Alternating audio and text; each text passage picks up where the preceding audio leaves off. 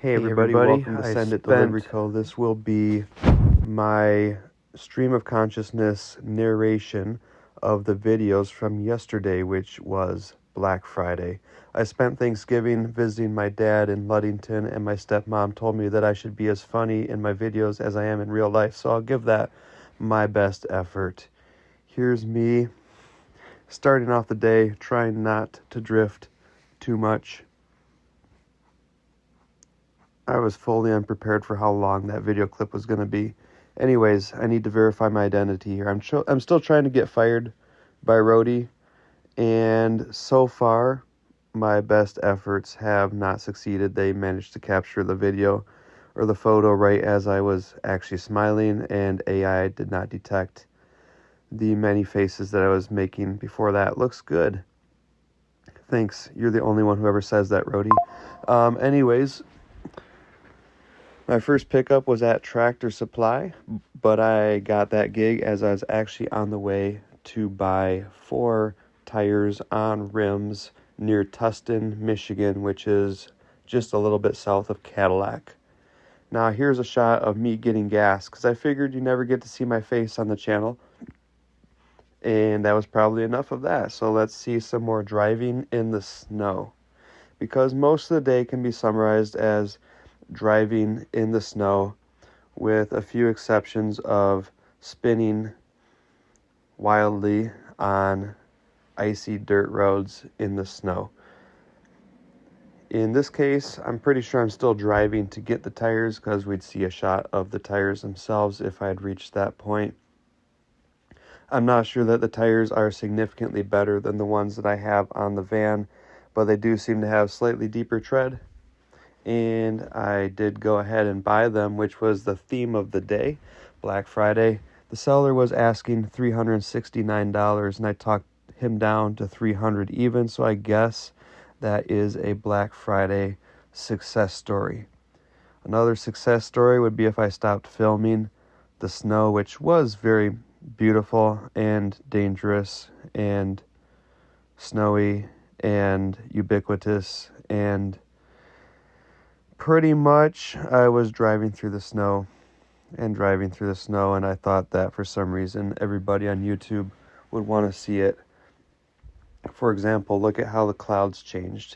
If you really want to rewind, you'll see there was a little bit of blue sky. That was about it. Alright, there's the guy who sold me the tires. There's the tires. They're on rims. In theory, I should be able to bolt them on. But first, I'm going to have to do this roadie job, and continuing the theme of every single time I use roadie messed up. It tried to take me to an address that was not actually where Tractor Supply was. Thankfully, Google knew better, so I sent roadie support a helpful message using voice to text, of course, and told them that they have the store pinned in the wrong location, and of course I will not be compensated for the extra miles that I had to drive to get to the real location. And when I got there, I got harassed by the automated system because I wasn't in the location that they thought the store would be in. Just kidding. There's no not snowy part of this story except for this photo on the wall. And here's the van, and here's the shipment, which said a trailer was required, but this van is in fact not a 1-ton full-size cargo van for nothing. We can just put the pallet right in the van. And hey, check it out. I decided to look at a different van. This was probably a terrible decision, and it wouldn't have happened if Tractor Supply had actually been where Rody said it was. But since Tractor Supply was on the other side of town, I had the ability to make a quick stop to view this for sale van. Maybe it should have been a clue that somebody drove it into the parts store and sold it to the parts store. But On the very snowy roads that were extremely bumpy because of all the snow on them, it felt like the van was driving exactly the way you would expect it to drive. It shifted good. The brakes were good. In fact, the brakes felt very smooth. It seemed like the story added up, that the person had simply bought a new replacement vehicle and didn't want his old vehicle anymore, so he drove it to the parts store, where they found out that it was a completely fine, fully functional van. After a little more driving of the van, which happened later in the day, I realized that probably a U-joint is very, very bad on that van, and hopefully I make it to a repair shop before the whole transmission drops out the bottom of the van. Anyways, they were asking $2,200 for it, and I paid $1,800 out the door, tax included, actually $1,817. So, yet another wonderful Black Friday success story. I believe that this is footage of when Google told me to turn down a completely snowed in road. And this is another type of issue that happens frequently with Roadie. So I actually called first and got no response from the customer. Then I texted them to let them know that there's no way I was going to drive up that road, and I would leave their items down at the bottom of the road. But then, in a moment of pure genius, I decided to check Apple Maps in addition to Google Maps, just to get that second opinion. And Apple Maps had the opinion that the address was somewhere completely different than where I was, 8 minutes away. And that seemed to add up, because there was, in fact, an address at the street here, and it was not the same as the address that I was trying to deliver to. And it was also close enough that it made sense that Google thought I could just drive across cornfields to get there. Google likes to think that kind of thing. So I plugged in the address. I'll have to mute this too. I muted everything else, but I didn't think there'd be sound there, and there was. So I plugged in the address, and I sent the customer a follow-up text. Hey, actually, correction, I looked into it a little bit further, and it seems that Google Maps was bringing me to the wrong address. So I'm trying again with Apple Maps. Communication is key. I didn't get any communication from this customer, but in all fairness, I did get a $25 tip once I finally managed to bring it down their snowed-in road and come very close to getting stuck, but not actually get stuck, and deliver the items. Now you can expect an excessive amount of footage of me driving down this unplowed road, but at least other people have driven down it, up and down it today, so it wasn't completely impassable. Momentum is key. Again, I am driving a van that has tires on it that I'm pretty sure will get stuck on wet leaves headed downhill. So if the van is moving, the goal is to keep it moving, but not moving so fast that it slides off the road. So it's a matter of hitting a very delicate balance here. Not pictured are the times that I did go sideways in the van. Most of those happened as I tried to maintain momentum while turning out of a drive onto an unpaved, snow-covered road. And this is me just being an idiot. Alright, the next pickup is a snowblower, go figure. And with that snowblower came the suspicion that I would be delivering to a home that had a driveway that had not yet been cleared of snow, because after all, I was bringing them the tool that is typically used to clear snow. The pleasant surprise here was that as I pulled up, I saw somebody shoveling but they were shoveling on the far end of the drive. So I rolled the snowblower down the ramps and almost died. But after I got it up, I started pushing it over to the person and I said, "Hey, would this help?" And he said, "Yeah, actually, so-and-so just ordered one." And I said, "Yeah, it's this one. This is the one so-and-so just ordered." And he said, "Oh, I thought you were just a helpful neighbor." And I said, "Nope, I am your delivery guy, and this is your new snowblower. Enjoy." I most certainly did not. Anyways, no, it is actually kind of fun having those experiences where there's a 12-second interval of pleasant interaction with somebody in the midst of a dangerous, boring, and backbreaking day of work.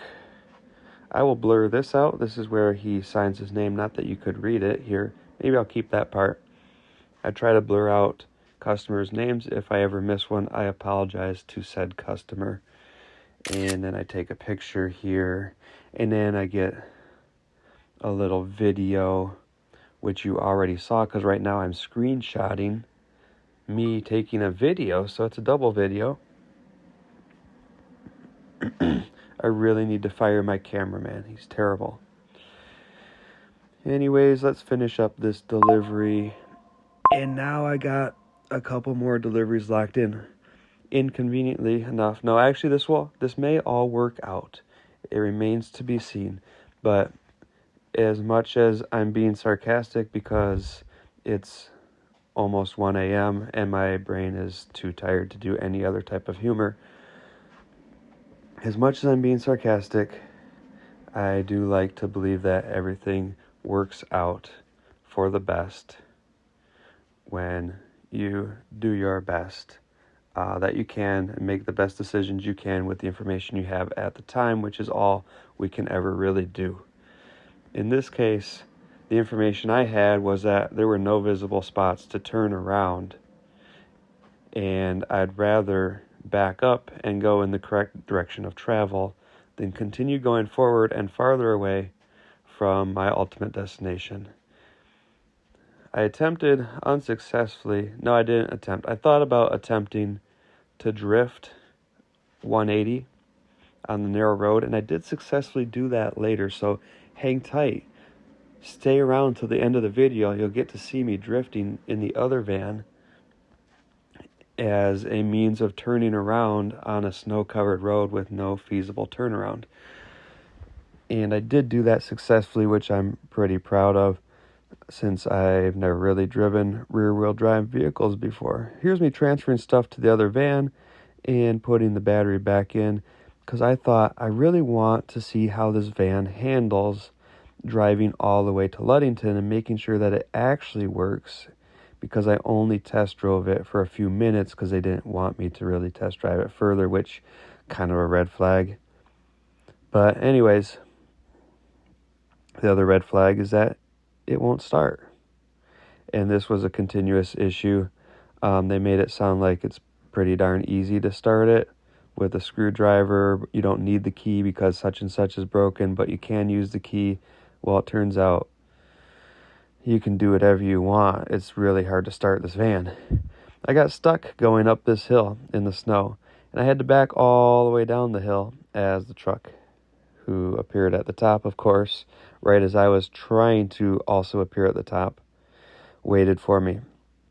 And that was pretty sketchy because the van just wanted to slide, and actually the more I hit the brakes, the more it wanted to slide, but if I didn't hit the brakes, it would gather excessive speed, and I'd definitely lose control at any point that I wanted to hit the brakes. So this was pretty exciting.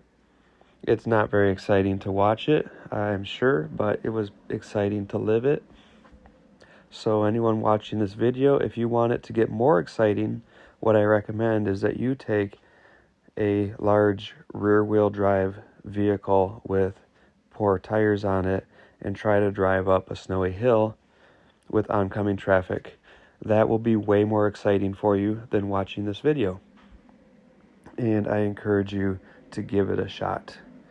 Anyways, once I arrived towards the bottom of the hill, there was no way I wasn't going to complete this delivery, so I let the truck pass and gave it a second run. Again, it's probably not that exciting watching me do this. So if you're a thrill-seeking type of individual, I recommend that you go buy an $1,800 van. Make sure you talk them down from $2,200 if it's Black Friday. Really, I should have leveraged that a little bit more than I did. But I gave it some more momentum. Like I said, more gas. Try to preempt what's coming. And easily cleared the hill this time. I don't know why I didn't give it a little more speed the first time. I guess I just didn't realize exactly how bad the van was going to be. Here's where things really got interesting. Ahead of me is an extremely steep, long downhill that I do not want to go down. But right here is a mailbox with the address on it of the place that I'm trying to deliver to. Now, you're not supposed to open mailboxes. However, the mailbox fell open as I approached it, and I put the item inside. But as I drove away, yes, that was the drift. And it probably wasn't very exciting because I muted all of these to not mess up the narration over top. But that was the successful 180 drift. And this is me saying I don't feel good about leaving that item in that mailbox. I take pride in what I do, and what I'm supposed to do is a door-to-door delivery. I'm pretty confident that Google has the place pinned properly, so I decided to take the item right to the door. This was probably a mistake. And for one thing, even though I had double bagged the item in both directions, somehow it fell out of both bags. Does not make any sense at all how both bags fell off simultaneously in opposite directions. And the blanket fell in the snow. This was the first catastrophe. The second was that I spent more time on this delivery. And the third was that even when I arrived, it wasn't super clear that I was at the correct place. Perhaps I was just trespassing onto somebody's clearly posted no trespassing, no hunting, private land, and would be shot. However, I'd come this far, so that was a risk that I would just have to take. This is that long downhill, and as I ran down it, I thought it's a good thing I didn't try to drive down here because I might have, in fact, gotten stuck. I don't know if I'm going to have enough time to say this at the end because I didn't really film this, but when I got back to the van, I had an extremely hard time getting the key to turn. It's not that the van won't start, it's that the key won't turn. Anyways, here's the deer, here's the no hunting trespassing, and here's the van, which of course had no dash lights on at the time that I bought it, but after just half an hour of use, the ABS light has now come on. This has been my experience every time I buy a Ford product. Unfortunately, those dash lights just cannot stay off. So thanks for watching, and I will catch you later on Send It Delivery Co.